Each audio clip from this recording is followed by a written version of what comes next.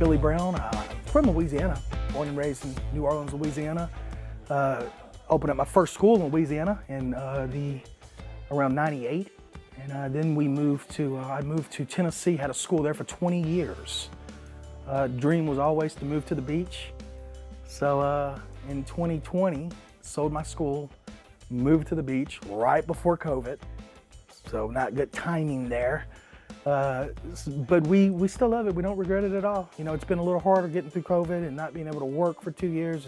It was challenging, but we don't regret it at all. We love Florida. We want to raise a family there. I started Filipino martial arts in '92. Just fell in love with it. I train a lot of different arts, a lot of different systems, and Filipino martial arts seems to constantly challenge me. I'm not saying that the other arts do not, but the Filipino martial arts, I constantly learn something new. Whereas some of the other arts, you get to a point where it's more refinement and precision work, not necessarily learning something new, which is good too, don't get me wrong. But the Filipino martial arts, you have all these different energies of people that do a different flavor of FMA. We all know that FMA is so vast and everybody has a different feeling, a different flavor. That teaches me, because I've always been a sponge, and one of my instructors calls me a sponge.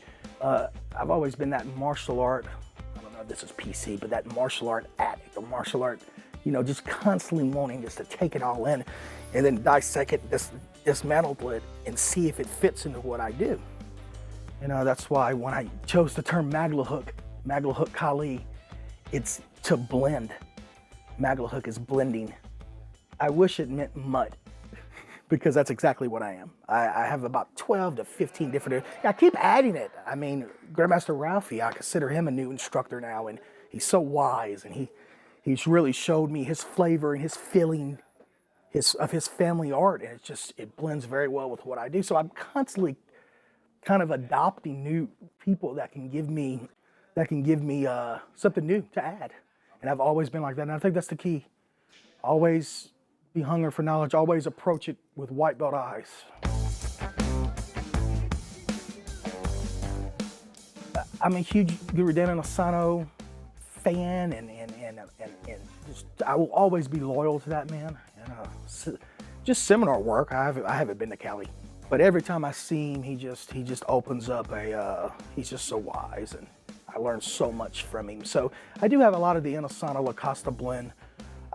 But it's funny, just to go back to the very beginning, my main instructor, my main FMA instructor, Guro Ron Goins, he had a huge Arnis. He trained with Remy, and he also, Leo Gahe lived with him when Leo lived in Nashville. A lot of people don't even know that Leo lived in Nashville, but Leo lived with my instructor.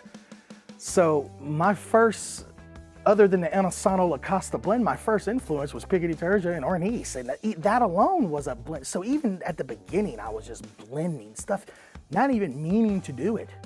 But the people that was giving me the material and giving me the knowledge, they were blending, and they had mixed backgrounds, so to speak. So I guess my first influence was the Inosanto Kali and Pekiti, Tirsia, and the modern Arnis.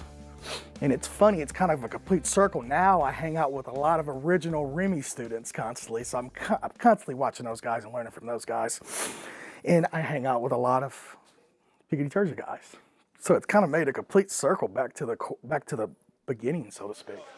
So I'm looking for the one. There's the one. Looking for the one. There's the one. Well, my father started me training at 3 years old. My dad was a combatives guy, and he did a blend of Wing Chun, not polished, but grab a jacket, pin the arm, and stroke you type of Wing Chun. You know what I mean? And he did a hard kind of Goju karate style. So a lot of front kicks. He used to always say, "Boy, always kick with your boots on." And he used to make me kick trees all day long with my cowboy boots on, all day long. And so when he passed away, I went through a deep depression. I was 12 when he passed away. And I wasn't eating, I wasn't going to school, I just stayed in the bed. And my mother, one day, I remember, she opens up the door, she throws a phone book across the room and hits me and wakes me up. She said, "Pick a school right now." She goes, "Because I got to get you out of this funk you're in." And I just opened up the phone book to martial arts schools, the Yellow Pages. And I went down, this was probably 91. And I went down and I'm like, oh, Taekwondo, obviously, that was, you know. Luckily, I got with a group that was all about fighting. Old school Taekwondo guys that just was about hitting hard, kicking hard. So I went the Taekwondo route for a while, and then I got in a fight on the playground with an 18-year-old. I was 15. Kid had beard. I mean, he shouldn't have even been in school. I mean, anymore. You know, he looked 30. But I'll never forget, I hit him with a side kick so fast and so ballistically. I thought for sure he should have failed. And it buckled him, and he still was standing. I'm like, well, I'm gonna do it again. He knew I was gonna do it again. So I hit him again, and I landed it too, but he grabbed it and he flipped me, and he got behind me and punched me on the back of the head until they broke it up. So he didn't beat me up, he just beat my ego, so to speak, because I thought I was the stuff. I could make it look good, you know? I was killing everybody in sparring, in the dojo, in the dojang. So I was kind of, you know, my feelings were hurt, and I didn't even go back to the dojang for a week. Finally, I'm like, okay, let me go. And I walked in, and I'll never forget, you know that old saying, when the student is ready, the master will appear, so to speak. I walked in, and I look in the big dojang. We had a small dojang, small workout area. We had a big workout area.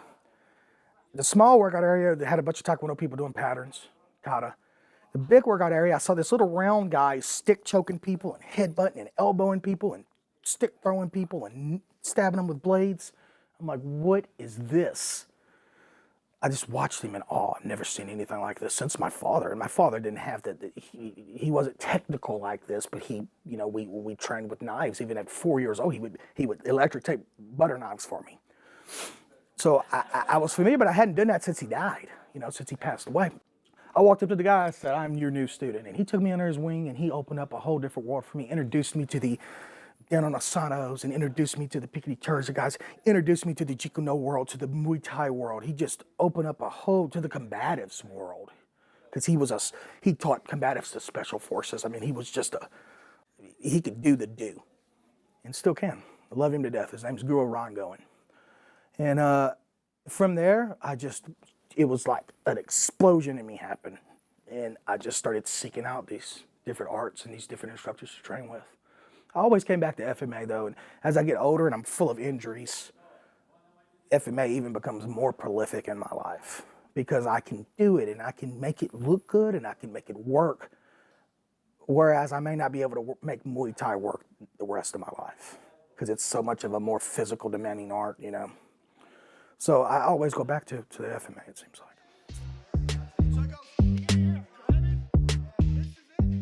I started organizing my curriculum in 2007. And I know that because I opened up my school in Tennessee in 2007. So at that point, I had a good base. I had been training FMA since '92, so I already had some years. And I'd already worked with probably 8 to 10 different instructors at that time. And I started taking their curriculum, and I'm like, well, there's some things that doesn't quite work for me. Like Inosanto, for example, I call him the king of smooth, you know, and he makes him look so pretty. A lot of that stuff I wasn't able to pull off in full contact type of situation. By the way, I was stick sparring full contact at 13 years old. In the Black Belt magazine, I was looking and you had the Dog Brothers, fencing headgear, padding. We couldn't afford any of that. We couldn't even afford good rattan sticks. I had a little group of guys that we worked out with. So whenever my mom would leave, we would unscrew the table legs off the kitchen table, go out and swing these pine table legs at each other. I learned that a stick can cut you like a knife at 14 years old. I got both eyebrows cut open, elbows chipped open. So I would take this stuff and try to pressure test it, and a lot of it, I'm not saying other people couldn't make it work, I was never pulling it off. So I would investigate, and another system had a different approach to it, a little different.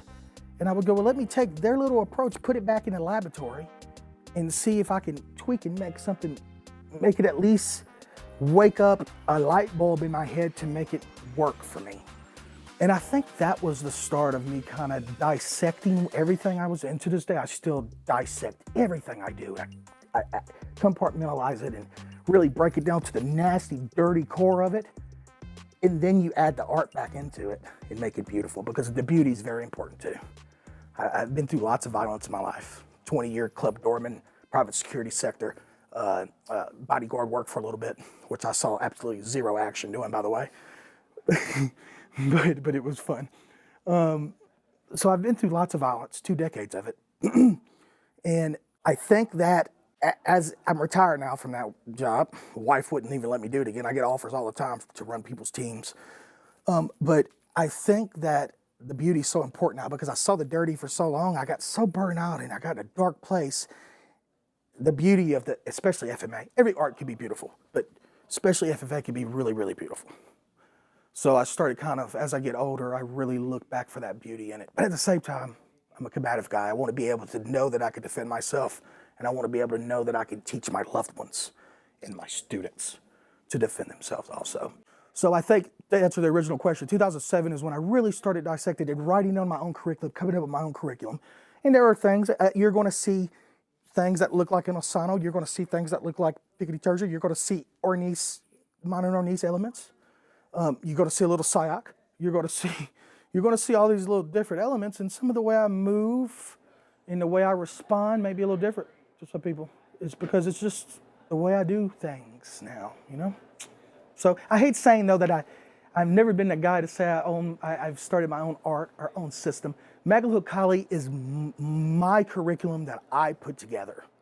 If it's a little different than what you do, then fine, it's my flavor for it. I know some guys use the term flavor when they talk about it. But I think it's unique. I think it's unique because it has more elements than, than maybe one single art does. And that goes back to showing you me cross-training. I still like the Jikendo. I train it daily, weekly at least. I teach it weekly.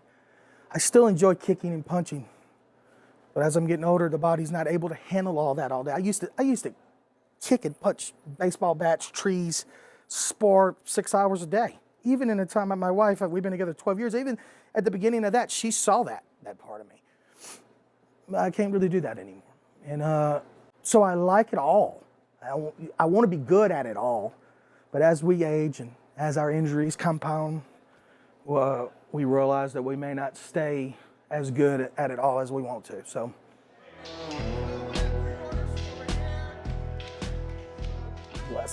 I love these type of events. My seminar schedule has just skyrocketed since we moved to Florida. As you know, we have a huge Filipino community in Florida. Absolutely love that. I really don't think I can do it like a Dan Inosanto or one of my instructors, Hawk Hakeem. I don't think I could do it like those guys.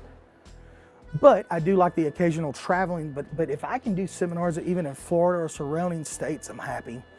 I have backyard groups right now. We teach in the park right now.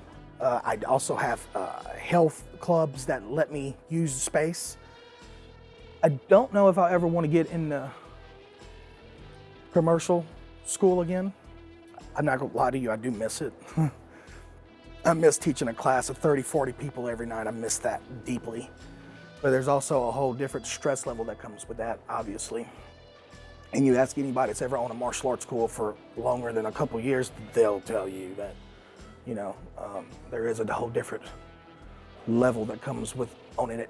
I used to teach all day, all night, sleep, wake up in the morning, do it again. Some weeks I never even went home. I just would sleep in the dojo. I love sharing. I love learning. I learn from my students. I learn from my colleagues that I spend time with. So that's never going to change.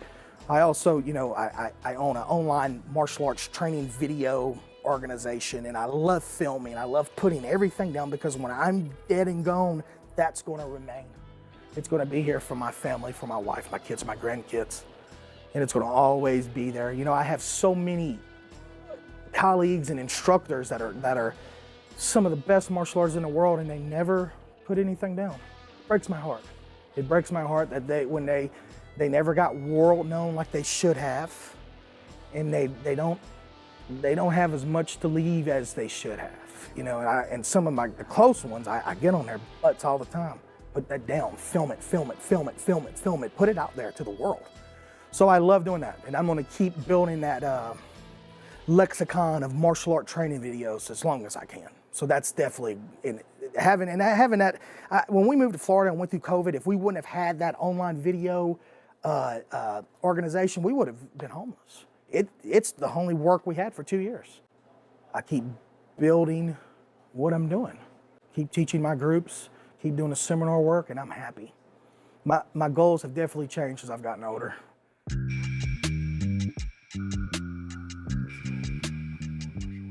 Yeah, sad too.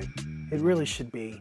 I hope one day it develops like a karate or a taekwondo where people aren't so. I think it's a scary art at the beginning for beginners to look at because it's swinging with weapons and stuff, you know. As instructors, we have to find a way to make it more appeasing to the non-martial artists, you know. And we're trying to figure out the ways to do that a little better. It's weird because there's fencing. Yeah. Fencing and then there's the kendo. Yeah. But people say, oh, okay, I'm familiar with that, but still.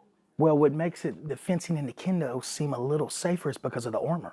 And they see us swinging sticks full blast with no padding, but they don't understand the control and the discipline that it takes to do such things, you know. So, but I think it is, places like Florida, where we live, the huge Filipino community, the biggest I've seen in the places I've lived anyway. So I think it's growing in some places not.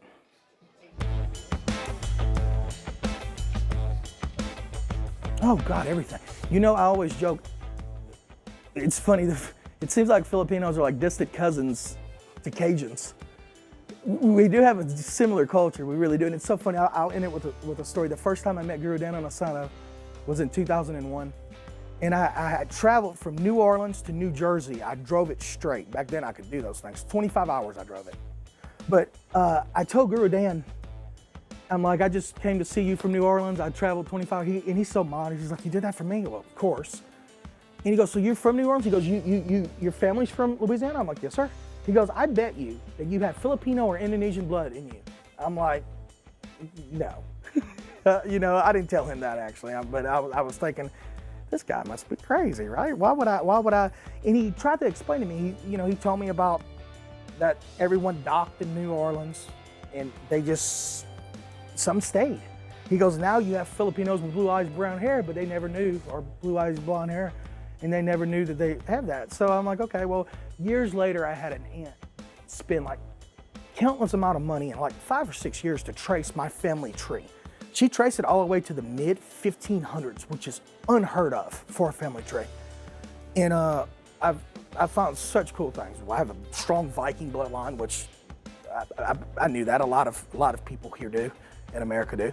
But also, 1847, one of my relatives went to Indonesia, married an Indonesian man, moved him back to Louisiana. Then Guro Dan was right. I have about 2% Indonesian. So he's always right. So yeah, so I just love everything about him.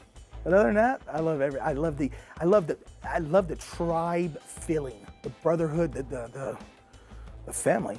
Everybody welcomes you with open arms, and everybody's open to share. And that's the biggest thing that I like about the Filipino culture, is that family mentality out there.